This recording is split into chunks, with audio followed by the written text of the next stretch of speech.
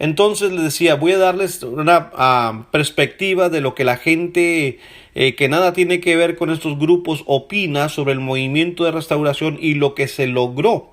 Y también dejan a ver exactamente los seguimientos de los grupos que salieron de este movimiento. ¿Por qué me interesa que vean esto? Para que ustedes lo analicen, lo analicemos desde adentro.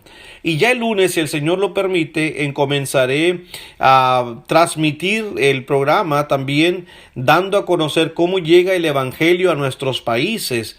Obviamente yo no tengo toda la historia, pero he enviado a algunos hermanos de diferentes países que por favor me envíen si ellos saben cómo llegó el evangelio a su país, y ya están colaborando con su servidor, nuestro hermano Capelli en Argentina, nuestro hermano Becerra en Colombia, nuestros hermanos de Nicaragua, en El Salvador, en Guatemala, nuestro hermano Jerónimo Koch en Guatemala, saludos mi hermano, en México, algunos hermanos en diferentes sectores de México, tanto en el occidente como en el oriente y el sur, nuestro hermano Delfino Urbina de allá de San Cristóbal de las Casas en Chiapas, nuestro hermano Luisito Rangel también, acá en Chihuahua también nuestro hermano Edgar, Edgar Puente, perdón. No se apellida Puente. Usted sabe a quién me estoy refiriendo, mi hermano. Disculpe, usted vive en Monclova, recuerde. Entonces, Gabriel Puente, perdón. No es Edgar, Gabriel Puente. Y a otros más hermanos en diferentes. Nuestro hermano Juan Carlos, también allá en el área de Tampico y Altamira. Este hermano está haciendo un trabajo formidable en lo que es la Huasteca Potosina. Se mete uno allá después de que entra uno a Tamaulipas, y al salir con la frontera de San Luis Potosí, allá nuestro hermano está trabajando con unas regiones remotas y está haciendo muy buen grupo. Saludos mi hermano Juan Carlos, que Dios le bendiga. Gracias también por la información que me ha enviado. A todos ustedes hermanos, y siempre quedo mal si no mencioné su nombre y ya me ha enviado información, discúlpeme, no anoté, esto me salió de repente poder decir esto. Bueno, entonces cuando usted escuche ya la frase el movimiento de restauración, ya usted está más o menos sabido. Se originó en medio de muchas divisiones, ¿verdad?, que había entre las congregaciones de antaño. Alguien preguntó, denme luz sobre esto, ¿qué significa? Bueno, es el nombre dado comúnmente a ese movimiento religioso que se originó, dicen muchos, en la frontera occidental de los Estados Unidos en el siglo XIX. ¿Verdad? Durante todo el siglo y desde entonces ese movimiento experimentó un crecimiento constante. Muchas de las veces se le es conocido también por algunos de los hombres principales en su formación como con el nombre del movimiento de Stone and Campbell. El movimiento de Stone and Campbell. Esto es lo que muchos así lo autodominan. Y la historia de la iglesia, especialmente desde la Reformación Protestante o la Reforma Protestante, vemos nosotros que estaban ellos también ocupadísimos, y siguió un patrón similar el movimiento de restauración, pero obviamente ya con más cercanías a la verdad. Y este movimiento, ¿verdad?, dio margen y dio pauta también para que la luz de la verdad llegara a más corazones que estaban ávidos de ellos. Los líderes, obviamente, del movimiento de restauración, pues ellos querían algo diferente, querían alcanzar unidad, pero a través de la verdad.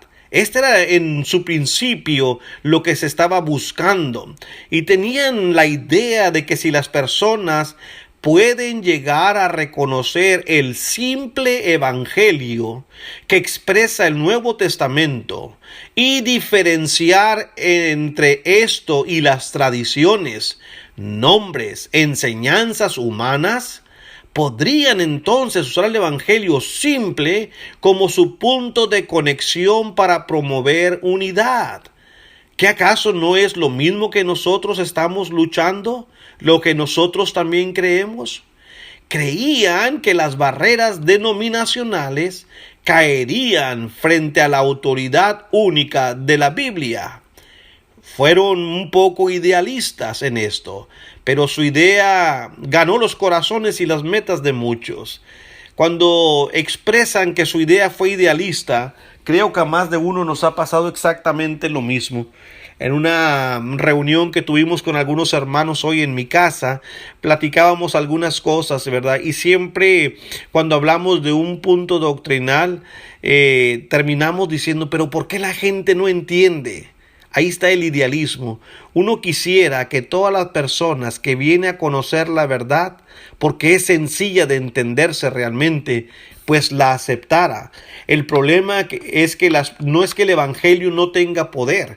El apóstol Pablo dice en Romanos 1:16, porque no me avergüenzo del evangelio, porque es poder de Dios para salvación, al judío primeramente y también al griego. El problema no está en el evangelio, como en la parábola del sembrador. El problema no es la semilla, es el terreno, son los corazones.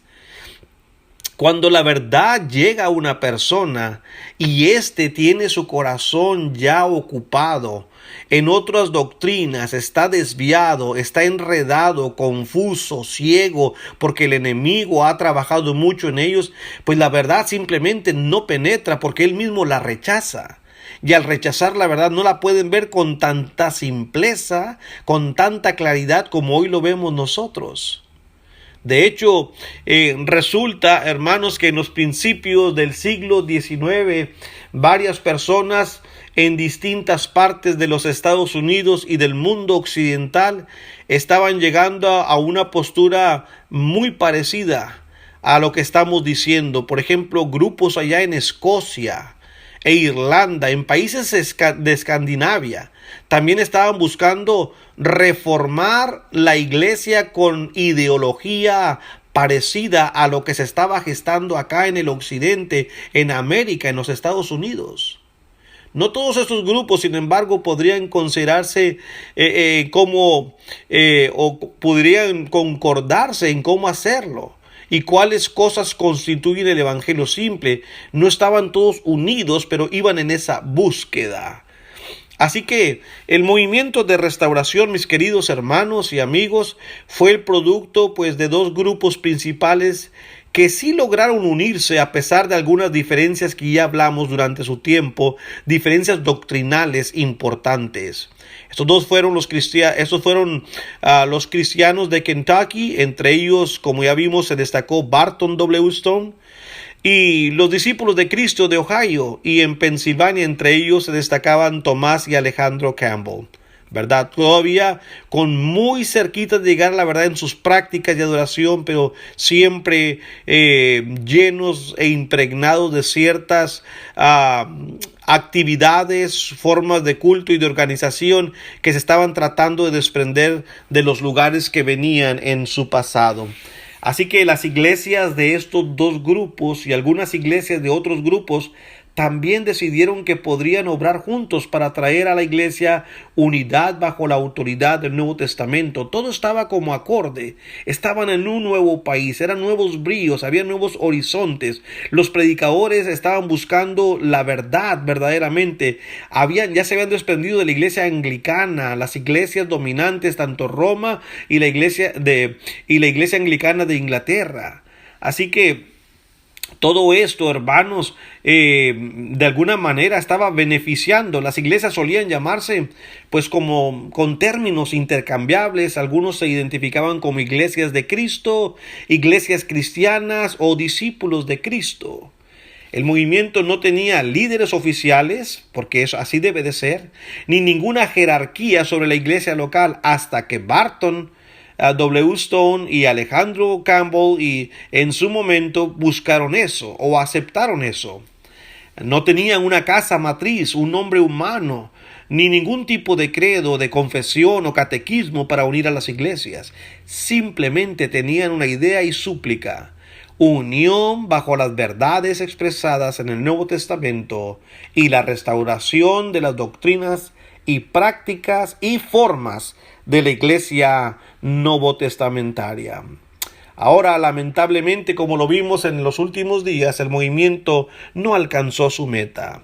El movimiento ha experimentado dos divisiones grandes, formando tres grupos distintos, como lo vimos. Disculpe que voy algo rápido, pero es prácticamente un resumen de lo que vimos durante esas 3 semanas. La Iglesia de Cristo sin instrumentos. Este grupo, obviamente, dicen los de afuera, se caracteriza por no usar instrumentos en su culto y reuniones oficiales. En general, toma silencio en el Nuevo Testamento como prohibición. O más bien buscan en la Biblia alguna autorización para cada práctica en la iglesia. Si el Nuevo Testamento no parece autorizar el uso de instrumentos, no van a hacerlo. Si la Biblia no autoriza organizaciones para eclesiásticas, no van a apoyarlas. Dentro del grupo hay varios, grados de rigor sobre eso. Algunos siguen sus tradiciones, pero no consideran estos asuntos como pruebas válidas para comprobar si alguien está en Cristo. Otros sí afirman que cualquier iglesia que use instrumentos no pertenece a Cristo. Llevan el nombre de Iglesia de Cristo, normalmente con una indicación de ubicación como la Iglesia de Cristo en tal ciudad, en tal sector. Creo que están hablando de nosotros en este primer párrafo. El segundo párrafo que da este argumento dice Iglesia de Cristo, iglesias cristianas independientes. Este grupo de iglesias toma silencio como una área de libertad. Creen que algo no expresamente autorizado en el Nuevo Testamento puede ser usado como expediente, siempre y cuando no se vuelva una prueba de fidelidad y no hay una prohibición bíblica.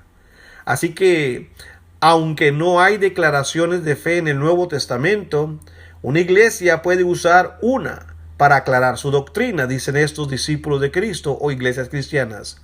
Sin embargo, no deben ser usados para decir que otras iglesias no son cristianas, y mucho menos debe la ausencia de una declaración de fe en una congregación ser interpretada como una falta. Estas iglesias suelen usar instrumentos, contratar un predicador y tener organizaciones para eclesiásticas. Las congregaciones toman nombres con Iglesia de Cristo o Iglesia Cristiana según su preferencia. A veces usan nombres más creativos en lugar de una indicación de su ubicación como Iglesia Cristiana Nueva Esperanza. Bueno. Y por último, hermanos, rápidamente, el tercer punto que publica este artículo, que lo ve desde afuera. Obviamente él no es un cristiano, es solamente un redactor, un estudiante, un escritor. La Iglesia Cristiana, discípulos de Cristo. Este grupo se convirtió en una denominación oficial con casa matriz y jerarquía. Se caracteriza por su liberalismo. Ponen mucho más énfasis en la unidad de la Iglesia que en la restauración del patrón del Nuevo Testamento. De hecho, muchos en el grupo no aceptan su inspiración e infalibilidad. Sin embargo, tal como en los otros grupos, hay mucha variedad dentro de la denominación y todavía dejan mucha libertad para la congregación local. La denominación ha participado en conversaciones ecuménicas con la idea de posiblemente unirse con otras denominaciones como los Metodistas Unidos. Suelen tener el nombre Primera Iglesia Cristiana de tal ciudad y usan un cáliz rojo con una cruz de San Andrés blanca como un logo. Bueno, así que, queridos hermanos, espero que estas 3-4 semanas que hemos visto algo del movimiento de restauración, sepamos, hermanos, qué es, quién fueron los protagonistas y cómo fue traído el evangelio. No llegó pleno, no llegó puro a los Estados Unidos.